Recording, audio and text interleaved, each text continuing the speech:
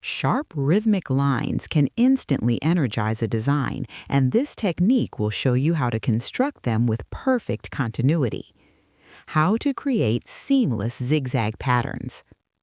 Open Photoshop and create a new square canvas around 1700 pixels to keep spacing manageable and precise.